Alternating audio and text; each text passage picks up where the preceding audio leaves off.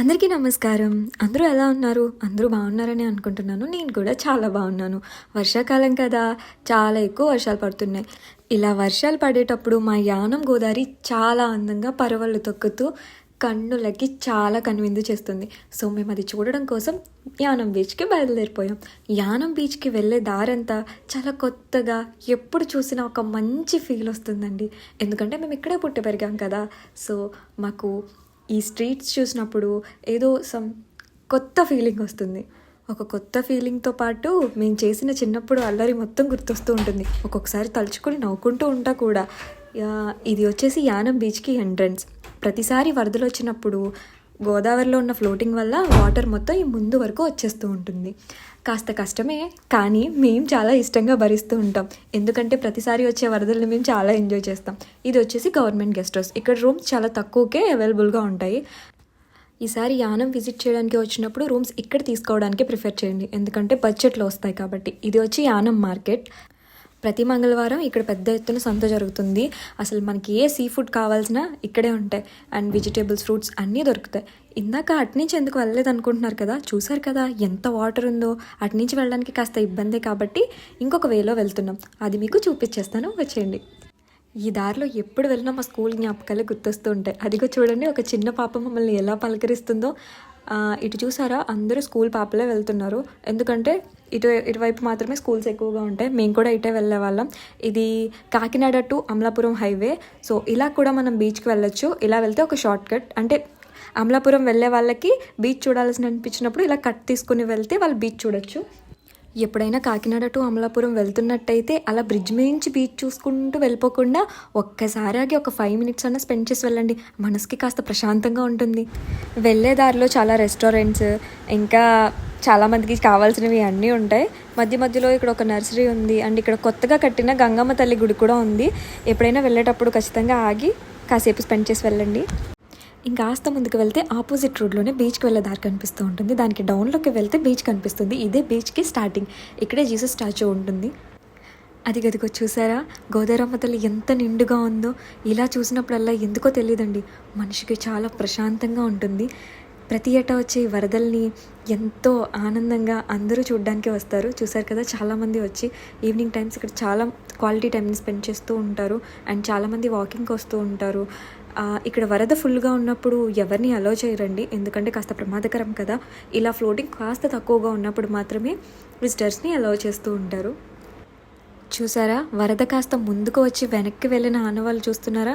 ఇంకా మిగిలిపోయిన నీళ్ళు, గోదావరిలోంచి వచ్చిన చెత్త చెదారం అంతా ఈ ఫుట్పాత్ మీదే ఉండింది. లేకపోతే చాలా క్లీన్ అండ్ నీట్గా ఉంటుందండి ఈ ఫుట్పాత్. ఇక్కడ నడుస్తూ అలా ప్రశాంతంగా ఈ చివరి నుంచి ఆ చివరి వరకు నడుచుకుంటూ వెళ్తూ ఉంటాం. మేము చదువుకునేటప్పుడు మా ఫ్రెండ్స్ మేము చాలా కబుర్లు చెప్పుకుంటూ ఈ ఫుట్పాత్ మీద ఈ చివరి నుంచి ఆ చివరి వరకు నడుచుకుంటూ వెళ్ళే మధ్యలో అప్పుడప్పుడు పానీపూరి, నూడిల్స్ ఇవన్నీ తింటూ వెళ్ళే వాళ్ళం. నిజానికి బీచ్ చూడడానికే వచ్చినా మేము మాత్రం తినడానికే వచ్చేవాళ్ళమండి. ఇక్కడికి మాత్రం పానీపూరి తినడానికే వచ్చేవాళ్ళం. ఇక్కడ కనిపిస్తున్న ఈ ఖాళీ ప్రదేశం అంతా అప్పుడప్పుడు ఒక పెద్ద పెద్ద ఎగ్జిబిషన్స్ జరుగుతూ ఉంటాయి. ఈ కనిపిస్తున్న పార్క్ ఏమో, ఇది పార్క్ అనుకుంటున్నారా? కాదు, ఇది బీచ్లో ఉండే పోలీస్ స్టేషన్ అనమాట. ఇక్కడ కొంతమంది కానిస్టేబుల్స్ అలాగే పోలీసులో స్టాఫ్ అందరూ ఉండడానికి ఒక ప్లేస్. కానీ చాలా బాగుంది కదా. ఇలా చూసుకుంటూ వెళ్తే చాలా మంచి మంచి ప్రదేశాలే, గుర్తు చేసుకుంటూ వెళ్తే చాలా మంచి మంచి జ్ఞాపకాలే. ఆ కనిపిస్తున్న స్టాచ్యూ ఏమో భరతమాత స్టాచ్యూ. చాలా అంటే చాలా గ్రేస్ఫుల్గా ఉంటుందండి. చూడండి ఎంత పెద్ద ఫుట్పాత్. ఈ చివరి నుంచి ఆ చివరికి వచ్చేసరికి మనం చెప్పుకోవాల్సిన కబుర్లన్నీ చెప్పేసుకుంటాం అనమాట. అంత పెద్ద ఫుట్పాత్ అండ్ చాలా ప్రశాంతమైన క్లైమేట్ అండ్ చల్లని గాలి వీస్తూ ఉంటే అందరికీ చాలా ప్రశాంతంగా ఉంటుంది. ఎప్పుడైనా ఈసారి వచ్చినప్పుడు ఖచ్చితంగా ఇక్కడ కనిపిస్తున్నాయి కదా, ఒక్క బెంచ్ మీద 10 నిమిషాలన్నా స్పెండ్ చేసి వెళ్ళండి. చాలా అంటే చాలా హాయిగా ఉంటుంది. అసలుకి ఈ వరదొచ్చి ఇక్కడ ఇంత ఖాళీగా ఉంది, కానీ లేకపోతేనా ఆ బోటింగ్కి వెళ్ళే వాళ్ళు, విజిటర్స్ అండ్ వాకింగ్ చేసేవాళ్ళు, ఫ్రెండ్స్, బర్త్డే సెలబ్రేషన్స్ అంటూ అసలు ఎక్కడా ఖాళీ లేకుండా ఎటు చూసినా హడావిడిగా ఉంటుందండి. ఒక పక్కనేమో ఫుడ్ బండ్లు, ఒక పక్కనేమో ఐస్ క్రీమ్స్, ఒక పక్కనేమో విజిటర్స్ అంటూ గోలగా భలే హడావిడిగా ఉంటుంది అనుకోండి. చూసారా, నేను చెప్పడమే మర్చిపోయాను. ఇక్కడ బోటింగ్ కూడా అవైలబుల్గా ఉంటుంది. ఇక్కడి నుంచి గోదావరి మధ్యలో ఉండే ఐలాండ్ వరకు బోటింగ్ ఉంటుంది. సో ఇక్కడి నుంచి అక్కడ వరకు చేసే బోట్ రైడ్ ఉంటుంది చూసారు, ఎంత బాగుంటుందంటే అది బ్యూటిఫుల్ ఎక్స్పీరియన్స్. ఒక్కసారైనా చేసి తీరాల్సిందే. ఇదే బోటింగ్ స్పాట్. ఇక్కడి నుంచే బోట్ స్టార్ట్ అవుతుంది. ఇక్కడే పాస్ కలెక్ట్ చేసుకోవాలి. ఈసారి వచ్చినప్పుడు ఖచ్చితంగా రైడ్కి వెళ్ళండి. బీచ్లో ఫుట్పాత్లో చూసేసి నడిచేసి వెళ్ళిపోవడం కాదు, ఖచ్చితంగా రైడ్కి వెళ్ళండి. ఈసారి నాకు వెళ్ళి వచ్చిన తర్వాత కామెంట్లో చెప్తారు. చూసారా మా గౌతమి గోదావరి ఎంత ఫుల్గా ఉందో. ఇలా ఉంటే బోట్ రైడ్కి వెళ్ళడం ఎలా సాధ్యమవుతుంది చెప్పండి. చూసారా ఈ శివలింగం అసలు మా యానంలో ఉన్న ఒక యూనిక్ ప్లేస్. అసలు మాకు ఇదంటే చాలా ఇష్టం. ఇక్కడికి రాగానే ఒక మంచి డివోషనల్ వైబ్ వస్తుంది. నిజానికి చెప్పాలంటే ఇదే బీచ్కి స్టార్టింగ్. యానం ఊర్లోంచి ఎవరైతే వస్తున్నారో వాళ్ళకి ఇదే స్టార్టింగ్ పాయింట్, అది ఎండింగ్ పాయింట్. సో ఎవరైనా అమలాపురం సైడ్ నుంచి అటు నుంచి షార్ట్ కట్ నుంచి రావాలనే వాళ్ళకి మాత్రం ఇది ఎండింగ్ పాయింట్. కానీ ఇక్కడైతే పుష్కరాలకైతే చాలా అంటే చాలా బాగా జరుగుతాయి. సో చూసారా ఎంత ఫుల్గా ఉందో గోదావరి. ఇదే మా పుష్కరాల రేవు. ఇక్కడే పుష్కరాలు జరుగుతాయి. ఇక్కడే అందరూ పుష్కరాలు జరిగినప్పుడు స్నానం చేస్తూ ఉంటారు. ఇప్పుడు చూసారా గోదావరమ్మ మా దగ్గరికే వచ్చేసింది. సో ఇదే మా బీచ్. ఎంత అందంగా ఉందో కదా, ఎంత ప్రశాంతంగా ఉందో కదా. ఇంత గంభీరంగా వరదలు వస్తున్నా కానీ ఎంత అందంగా కనపడుతుందో కదా. నిజానికి ఇలా వరదలు వచ్చినప్పుడు చూడాలి, వరదలు లేనప్పుడు కూడా వచ్చి చూడాలి. ఎందుకంటే రెండు డిఫరెంట్ వైబ్స్ అండ్ రెండు డిఫరెంట్ ఎక్స్పీరియన్సెస్ కదా. సో ఈసారి వచ్చినప్పుడు మాత్రం ఖచ్చితంగా బోట్ రైడ్కి వెళ్ళడం మాత్రం మర్చిపోకండి. అండ్ ఈ వ్యూ చూసారా ఎంత అందంగా ఉందో. అసలు మా యానం వాళ్ళైతే ఇటు సైడ్ వచ్చినప్పుడు ఖచ్చితంగా యానంకి స్నాప్ పెట్టుకునే వెళ్తారు. ఇలా చూస్తూ ఉంటే మీకు ఒక పాట గుర్తు రావాలి, ఉప్పొంగెలే గోదావరి. నాకు కూడా అదే పాట గుర్తొస్తుంది. మా ఉప్పొంగుతున్న గోదావరమ్మ ఎంత అందంగా కనిపిస్తుందో కదా. అండ్ ఈ వ్యూ చూడడానికి మేము ప్రతి సంవత్సరం వస్తాం. అలాగే మీరు కూడా ఎప్పుడైనా ఇటువైపు నుంచి వెళ్తూ ఉంటే ఒకసారి చూడండి, చాలా అందంగా ఉంటుంది. ఆ చివరి నుంచి ఈ చివరి వరకు బీచ్ మొత్తం మీకు చూపించేశానా. నిజానికి ఇటు నుంచి ఇటే ఇంటికి వెళ్ళిపోవాలి, కానీ మేము మాత్రం అలా చెయ్యం. ఈ చివరి నుంచి ఆ చివరికి వెళ్తే మళ్ళీ అటు నుంచి వెనక్కి వస్తాం. అటు నుంచి ఇటు వచ్చాం కదా, మళ్ళీ ఇటు నుంచి అటే వెళ్తాం. అంతే, మాకు అదో సరదా.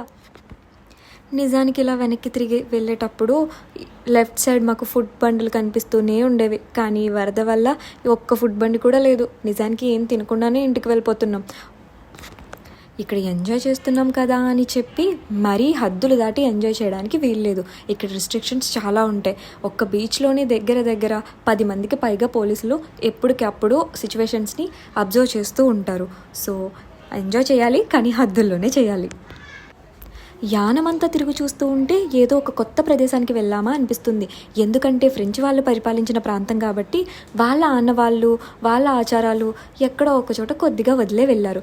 సో అంతేకాకుండా మన సంస్కృతి సంప్రదాయాల్ని ఎక్కడా వదిలిపెట్టకుండా వాటికి అద్దం పట్టేలాగా ఈ బీచ్ ప్రాంతంలో భరతమాత స్టాచ్యూలు అండ్ చరిత్రలో అమరులైన వాళ్ళ స్టాచ్యూలు అండ్ గౌరవించడానికి పెద్ద వ్యక్తుల ఆదర్శనీయంగా తీసుకునే వ్యక్తుల విగ్రహాలు కూడా పెట్టించడం జరిగింది.